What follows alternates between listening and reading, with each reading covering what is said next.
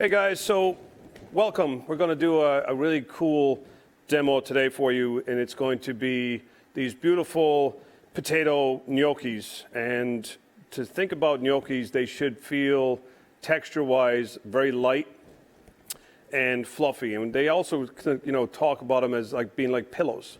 And again, we'll show you some different techniques of how to make the gnocchis and how the finished product would look. Different ways to do it. There's the little board that we have here. There's the fork, and then there's the old traditional that you can just do by just cutting them and leaving them as is. There's no really wrong way. The biggest thing that we want to make sure that when you're doing any gnocchi is to pick the right potato. And the potato that we've always would go with would be a russet potato. It just has a more starchy texture to it, not as much moisture, which is what you're trying to avoid. The less moisture that you have in the potato, the less flour you need to use in the recipe. And I really want the recipe to be predominantly, obviously, potatoes and just a little bit of flour to bring it together. Okay, very simple ingredients. It's the potato, the russet potato, as I mentioned. You've got the AP flour, all-purpose flour, kosher salt, and we're using egg yolks. You'll see recipes out there that call for whole eggs. That's fine if you see that and you like it. We will have our recipe show up on the screen as well for you so you can see exactly what we're doing. And again, the idea behind this is, it's the only complicated part of making gnocchi is when you are actually mixing it and kneading it. If you overwork the dough, obviously like most pastas or anything like that, some pasta doughs, if you're making a homemade pasta at home, you can pretty much, you've heard me say it, where you can just keep kneading the dough. It's not going to be a problem. However, when you're making potato gnocchis, if you really work on and start pressing into that dough, it's going to be a problem. Okay, so what we've done is we've taken these potatoes, and these are baked in an oven at 350 degrees until, and people say, well, how do I know when, how long? And you will see a lot of my recipes will say until they're done. And I'm not trying to be funny or sarcastic in a way, but even though I probably sound like I am, it is really up to what the potato size-wise is, and obviously your oven. So just when you take a knife and when you're testing them, the knife goes in nice and easy. Okay, you're not pushing it in, it just goes in, right? So very simple. That when you know the potato, sometimes you'll see the skin starts to wrinkle a little bit, and that's when you know it's ready also. So first step, we did this, roasted the potato. Next thing we're going to do is take the potatoes, cut them like this, and we're just going to make sure, get all the potatoes cut, and then we're going to scoop them. And then the next part, which is kind of a crucial piece, right? If you'll see it sometimes where people will say, okay, they came out kind of, they seemed a little lumpy or something like that. Well, the best way to get rid of that issue is obviously you're going to use a piece of equipment like this. This is obviously a really cool little potato masher type thing. So it's also considered to be a ricer. That's what we call it. You'll also see ones that are different. They're actually handheld like this. You just push it down, and it actually pushes through the potato. Again, most important piece is you want to just get the potatoes. You can see these potatoes, even though they are a russet potato, I can still see a little bit of moisture in the potato. So what we're going to do is we're just going to scoop these out. Okay, making sure that you don't get any of the skin. And a cool way to, you can certainly have fun with these and make a potato skin type of appetizer if you want, so you don't need to take these away and throw them in the garbage. This is really good eating. So you could take these and make something with that for sure. So we're just going to keep taking all of this beautiful potato out. And when we come back, we're going to go to the next step, which is going to be putting it through the ricer.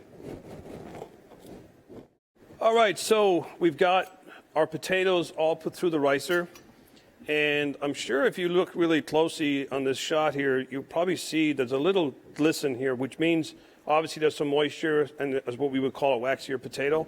No big deal. We're just going to be very careful about how much flour ratio that we add. And again, the recipe I just said earlier, it's definitely up to interpretation about what you end up with. So if you think you start off with 2 pounds of russet potatoes and you don't get as much out of the inside of the skin, you might end up with a little bit less mixture. which is fine. This is why you do it in stages. You just take this. We're going to make a little well here in the center. And then what we're going to do is we're just going to continually sift in some flour. Okay, and again, we started off with a cup and a half to a cup and a quarter. And I think, judging by this mixture, we're definitely not going to end up using all that.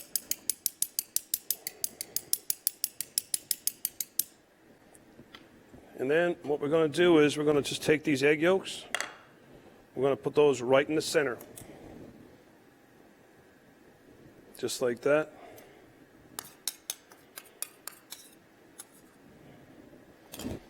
And I really like to use egg yolks versus whole eggs. I just feel it makes it very rich, and it's a little nicer because there's so much moisture in egg whites anyway, and really not needed in this particular recipe. So again, take some more flour, put it over this so that way the egg yolks don't go all over the place. And now salt. So I had said 2 tablespoons of salt. Looking at the mixture, and I'm sure we've all made mashed potatoes, you kind of see the quantity you're in. Again, be very much so, potatoes like salt. Okay, you hear me talking about that a lot, and I just put some salt in like this. Again, I said 2 tablespoons, but you can go ahead and just put in, roughly about 1.5 tablespoons, and then check it later on if you want, on if you like the flavor. I mean, I know it's going to be tasting raw flour, but you're just going to taste a little piece, or you can actually just take some, drop it into some boiling water, taste it, and see if the flavor is what you need. And we're going to go ahead and keep just cutting this in using a baker scraper.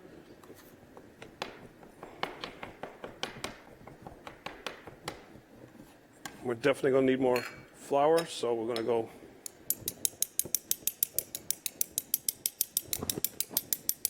And sifting is very important too, because for lots of reasons it takes any impurities out of the flour, but also it almost like it acts as another airing, you're putting air into the actual mixture.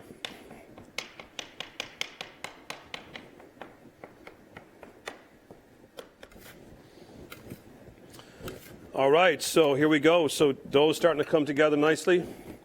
Still going to add a little bit more flour. And again, it's all really goes down to feel. You can really start to see, and feel it. And if it really starts to feel sticky and it starts to want to stick on the board, then certainly at that point you're just going to add a little bit more flour.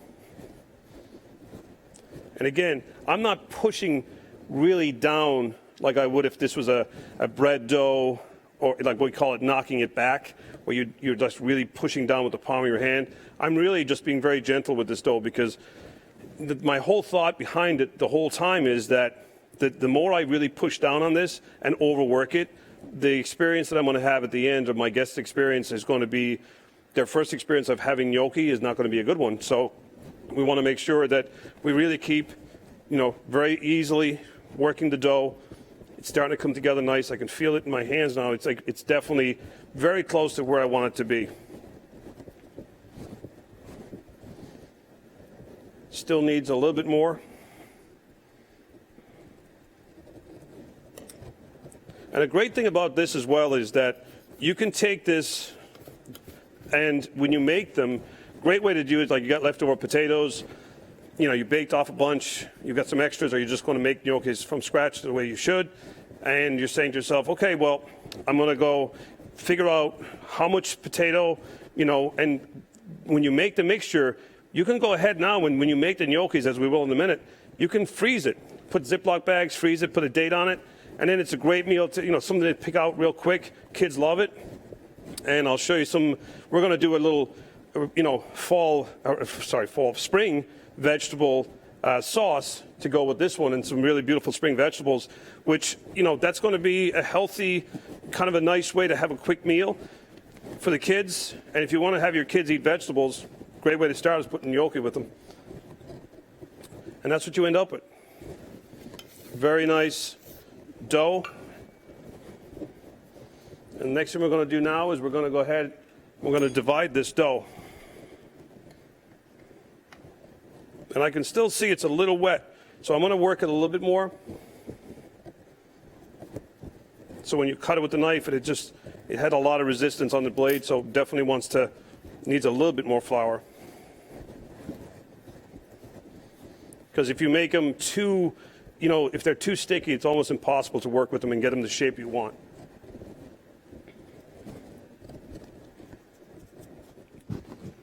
All right, guys, so next step, we're going to start to roll this out into our cylinder. And again, just to get it to a nice, even rope-like, you're just going to keep thinking about it expanding out like a rope. If you need to add a little bit of flour, you certainly can do that.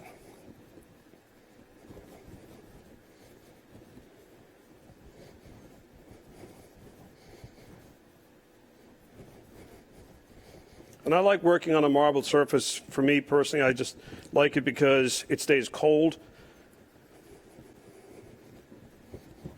and makes it easier to work with any kind of pasta dough or, pastry of any sort.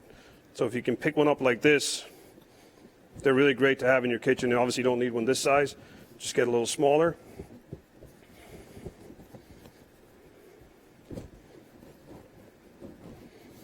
And again, we're just going to roll it into a nice little cylinder.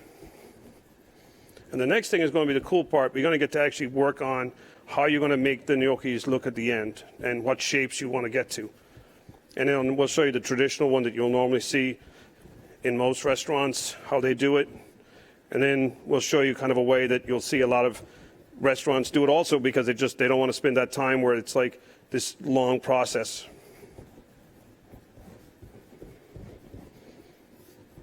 All right, so we got pretty much what we want to do here.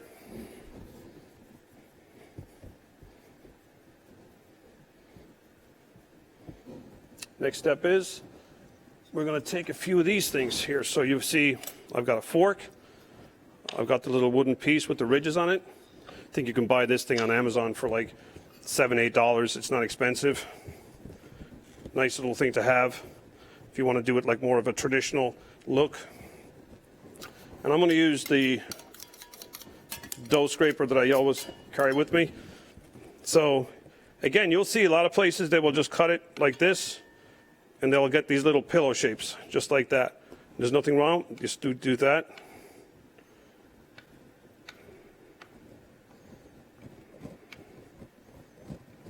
Just cut them down. Try to make them as even as possible so they cook at the same time. And you'll see, sometimes you'll see it where a lot of chefs will just take it and they will just put their finger and just make a little hole like that, little indentation into it, and that's how they serve it. That's just the way they want to use it, just like that. And then, if you want to do more traditional, you will take it, you will roll it into a little ball, put a little flour in your palm of your hands, a little flour onto the board, take it. I like to kind of start it down like this with my fingers, and then you can just kind of take it and just roll it right off the board, and you end up getting something that looks like that. Or you can do it, not everybody has one of these, and they don't think that they would use it that often, so they might say, well, you know what, I don't need that. So I'll just take a fork that I use in my house every day. Dinner fork works best, I find. Take it, same thing, you're just going to take it into the back. This is a little tricky here. So you actually take it, you want to take it like this, kind of pressing it down, keeping it as cylindrical as possible. If you make an indentation here with your thumb, and then you take it, and then you just roll it like that, you end up getting this little ridge in here. You got the ridges on the top, and then you got this little thing that catches all of the sauce and all the goodness in your pasta. So we're going to continue to make this, and when we come back, we're actually going to make an amazing, beautiful